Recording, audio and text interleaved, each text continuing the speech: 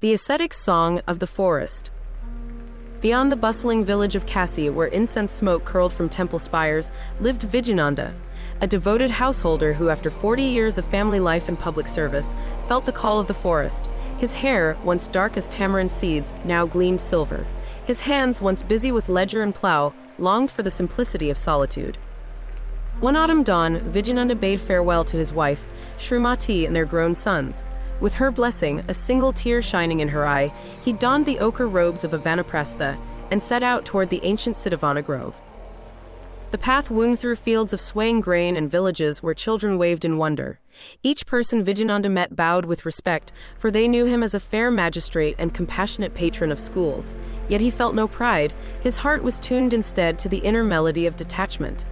In Sītāvana, he found a small hut of woven bamboo beside a clear stream.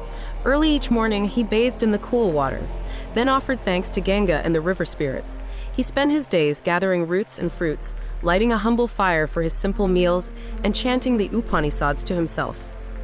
One evening, as twilight draped the grove in shades of indigo, Vidyānanda noticed a young Brahmin named Haridasa struggling to lift a heavy log.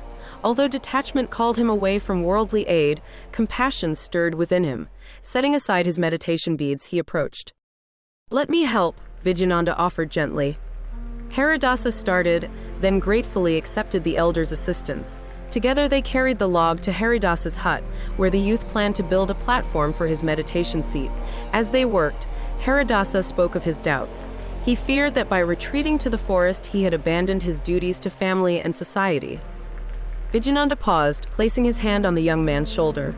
"The stages of life are like chapters in a song," he said. "In youth, we learn the notes. In householder life, we compose melodies for others. In forest retirement, we listen to the silence between notes." He continued, "By serving you tonight, I honor the harmony of life. My duty as vānaprastha is not indifference but balanced wisdom, knowing when to give, when to withdraw, and when to remain present." Haridasa's eyes brightened. "How do I discern which duty calls me?" Vidyānanda smiled and led him to the stream. He scooped water in his cupped hands and let it slip through his fingers.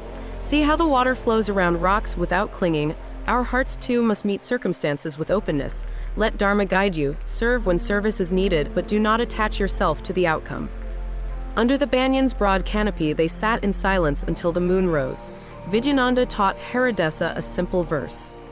"Like the river that meets the sea, yielding self to destiny. So let the soul, both kind and free, embrace its course in harmony." Over the following weeks, Haridasa found confidence in his path. He tended the grove's wounded deer, guided fellow forest dwellers in daily rituals, and yet returned each evening to his solitary prayers. Vidyānanda watched with quiet pride, knowing his own journey deeper into renunciation had come full circle. By giving counsel in the forest, he practiced detachment and service in equal measure. Moral of the story.